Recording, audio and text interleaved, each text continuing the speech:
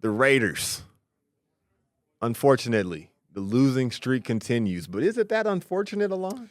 Hey, you do get to keep that draft position, Daryl, and you got a competitive game at the same time. So maybe the best case scenario for a Raiders fan. That's a win-win, if you ask me. That is a win-win. I was entertained. My fantasy team was grateful for Brock Bowers' touchdown. If you had Ashton Genty all year long, boy, were you shouting at the TV on Sunday.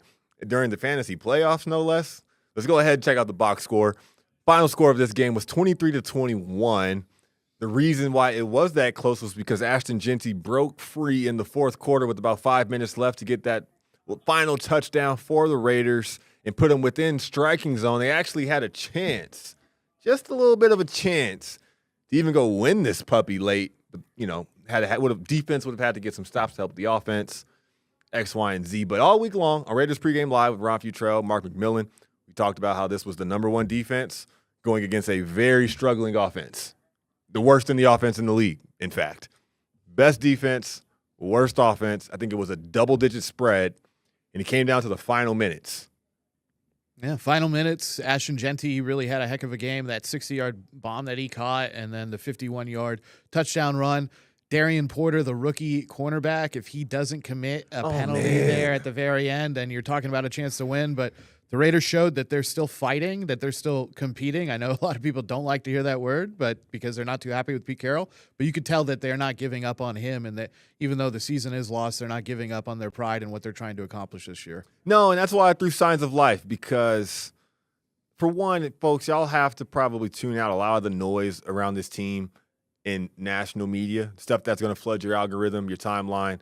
Know that you have to be extremely patient to properly get out of this hole that they're in. And that's not what's going to be on your timeline. You're going to see instant stuff. You're going to see knee-jerk this, knee-jerk that. Alain, The Miz was here last week.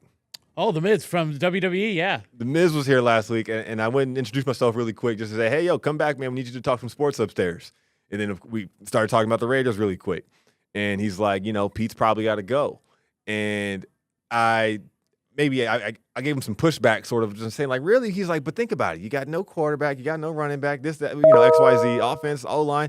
And I said, does firing Pete Carroll give us any of that? It's a very good pushback, because does it?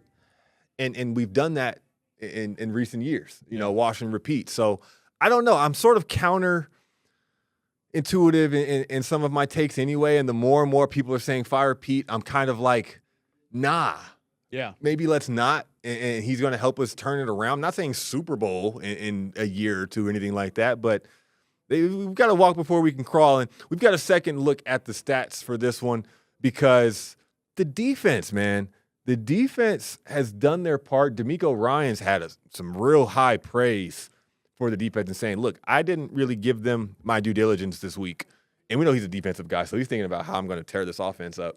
But I did this specifically because Geno Smith, even with the pick six, had a better QBR than C.J. Stroud. Yeah, he had a better passer rating and QBR, which is a better stat. He had a better QBR as well. That pick six, you hate it so much because it's 6 points there and turns into 7 with the extra point for the Texans. That's probably the difference in the game.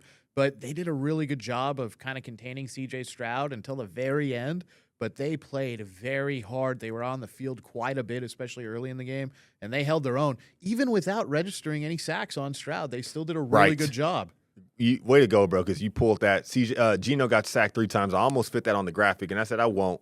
But no sacks, no turnovers, yet that QBR calculated that, hey, he was out there having to fight for those yards and those completions and throw some balls away, and all those attempts only mustered less than 200 yards. So, hey, it's surprising how much one positive performance can swing the morale. Let's go ahead and hear from Coach and the QB to back up some of those vibes right now. That Greg and the fellas, they came up with a great opportunity for our guys to go ahead and play free and play that kind of football where we could make big plays and we could make things happen and move the football. And the guys up front came through against a great front, and I was really proud of the offensive line. Extremely proud, especially of our young guys. Just the development of those guys throughout the season, the course of the season. Seeing Jack go out there and make a bunch of catches, and the way Ashton played today. Caleb up front, getting his reps, and even DP on the defensive side. Man, just those guys and their development, really speaks to the coaches. Really being committed to that, and all season long, like I said, there's been, a lot of things that we wish we could have done better. But what I'm really proud of is just the way that we continue to fight, the spirit of this team, the spirit of the locker room. Guys are continuing to hold the rope, and that's really all you can ask of the guys. And you can see where we're getting better. That was look, man. Alain, go ahead and say what you were just saying, sort of, because I'm with you. I think the team fought for Pete Carroll. I would not fire him. I think you have to let this guy do what he does best. That's what he does best, is build culture. I know the results haven't been there this year, but I feel like he was handcuffed this season. I want to see what he can really do, because everywhere else besides New England, he's been a successful coach. He's going to the Hall of Fame for a reason. Let the man do his job. I'm with you, man. Hey, James Brown said the same. So y'all heard those comments on here as well. So Raiders, man, way to go. Way to lose that game and keep that pick positioning. Tongue-in-cheek just a little bit, but I mean that. We're going to take another break. When we come back, we're going to toss it back to the NBA Cup from last week and blend that with some current hoops at the same time. Don't go anywhere. SportsWrap Daily is coming right back.